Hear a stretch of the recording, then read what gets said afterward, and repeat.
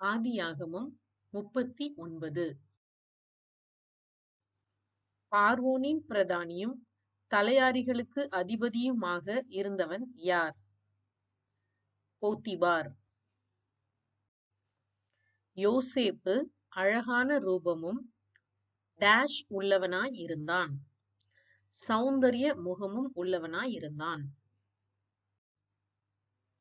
தேவனுக்கு விரோதமாய் பாவம் செய்வது எப்படி? யார் யாரிடம்? யோசேப்பு எஜமானியிடம்.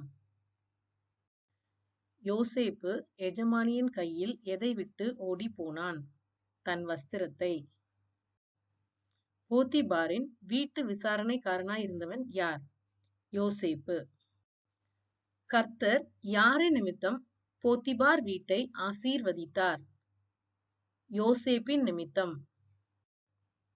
யோசேப்பின் எஜமான் அவனை எங்கு ஒப்புவித்தான்? சிறைச்சாலையில். யோசேப்புக்கு கர்த்தர் யாருடைய தயவு கிடைக்கும்படி செய்தார்?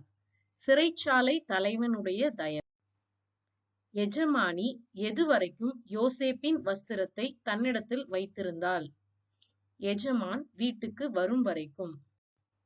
சிறைச்சாலை தலைவன் சிறைச்சாலையில் வைக்கப்பட்ட யாவரையும் டேஷ் கையிலே ஒப்புவித்தான். யோசேப்பின் கையிலே ஒப்புவித்தான்.